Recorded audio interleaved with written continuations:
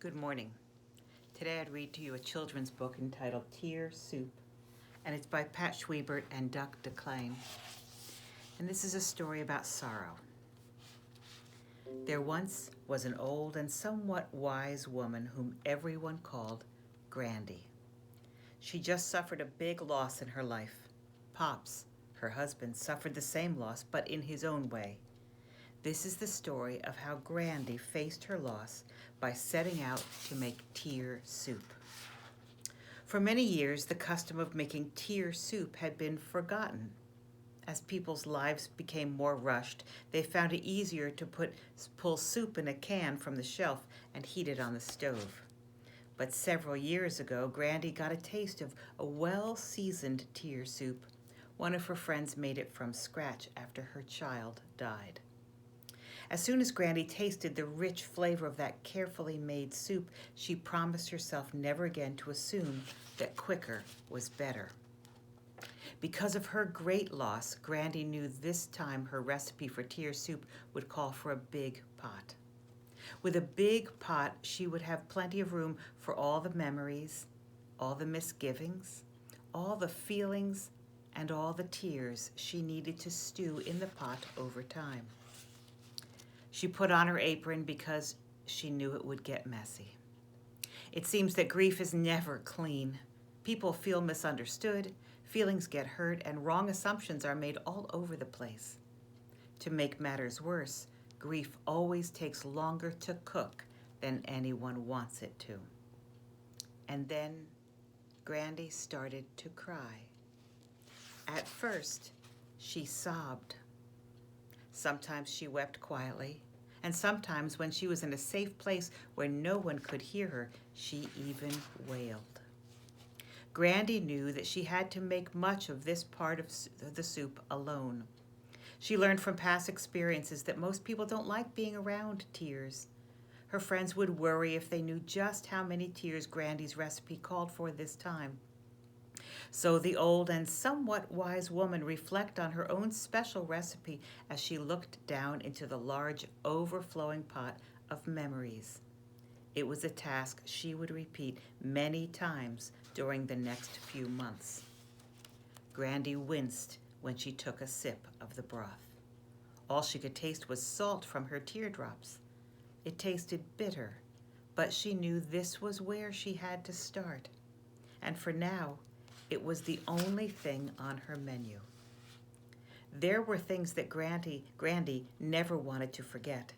These included the good times and the bad times, the silly times and the sad times. With her arms full of memories, Grandy made many trips to the kitchen. One at a time, she slowly stirred all her precious and not so precious memories into the pot. But eventually, she ran out of things to add. Grandy's arms ached, and she felt stone cold and empty. There were no words that could describe the pain she was feeling. What's more, when she looked out the window, it surprised her to see how the rest of the world was going on as usual while her world had stopped. Her grandson, Chester, who just wanted his Grandy to be happy again, hoped his chocolate drops would make her feel better. Mrs. Bloomklotz, Mrs. Chadwick, and Mr. Long, all brave yet fearful neighbors, dropped by to see how Grandy was doing. They filled the air with words, but none of their words took the smell of tear soup away. Grandy was gracious because she knew how helpless her friends felt. They wanted to fix her, but they couldn't. All Grandy really needed from them at that moment was a knowing look and a warm hug.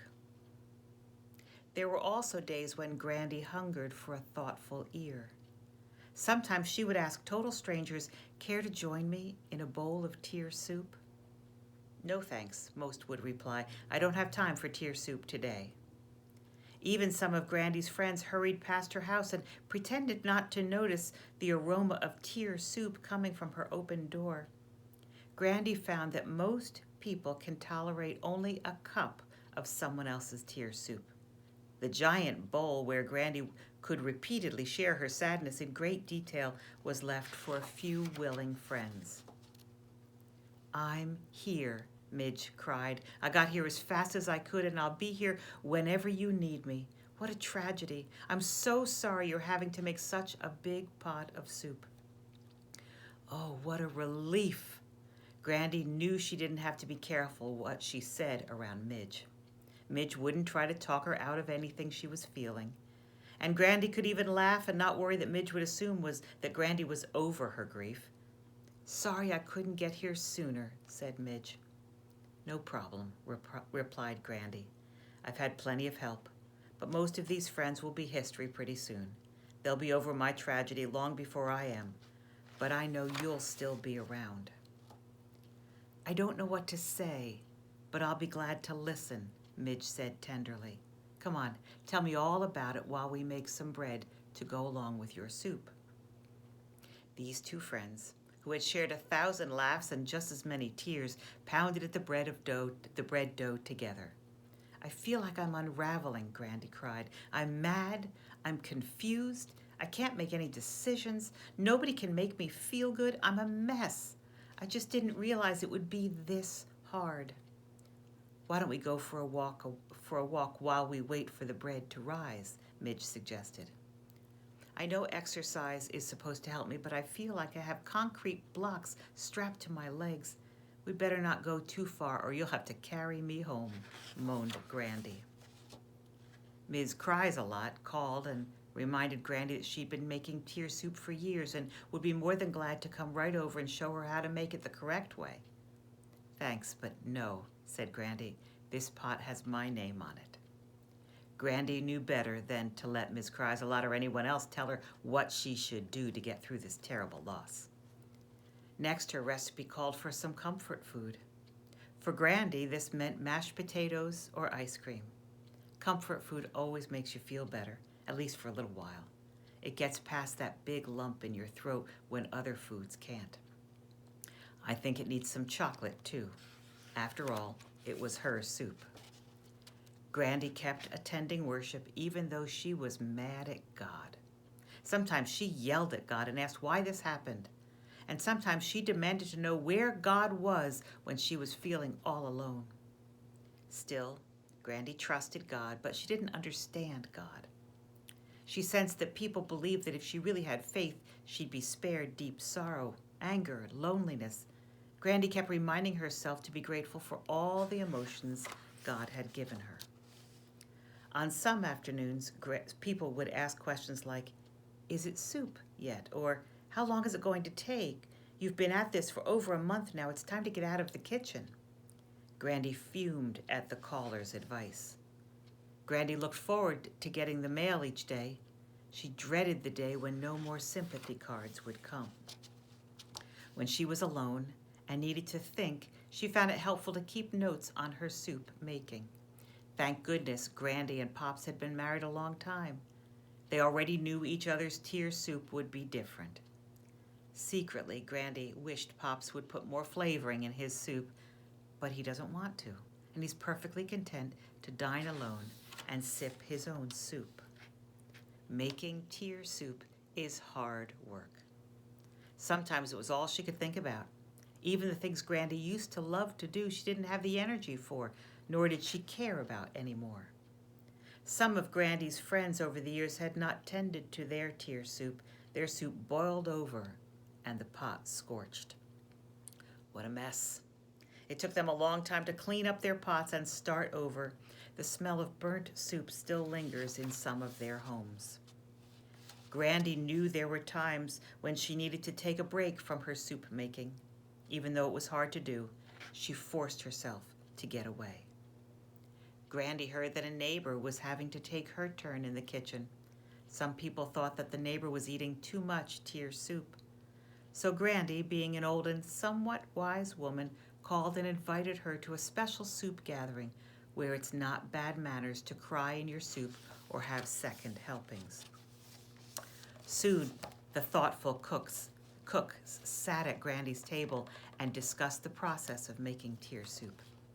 There are some parts that require help from friends and some parts you just have to do alone.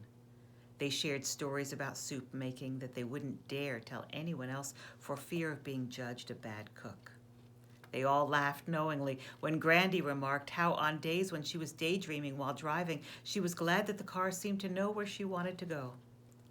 These people had become Grandy's new best friends.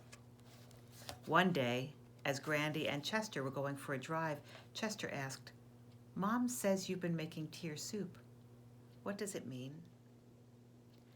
Well, tear soup is a way for you to sort through all the different types of feelings and memories you have when you lose someone or something special. Remember when your baby brother died right before he was born, and your mom sat for days holding his blanket and weeping? She was making tear soup. You made tear soup yourself by acting out your own disappointment when you shouted at Jason, wishing his brother would die too. Remember when Billy's dog died and he didn't want to play with you? Not feeling like having fun is one of the ingredients of tear soup also. And remember when Aunt Meg got divorced and they had to move? There was a lot of tear soup simmering in that house. Some days when you're making tear soup, it's even hard to breathe. Some days you feel like running away. You just hope a better day comes along soon. And then comes one of the hardest parts of making tear soup. It's when you decide it may be okay to eat something instead of soup all the time. The next morning, as Grandy was cleaning up, Chester asked her if she was done making tear soup. "Well, I don't think you actually ever finish.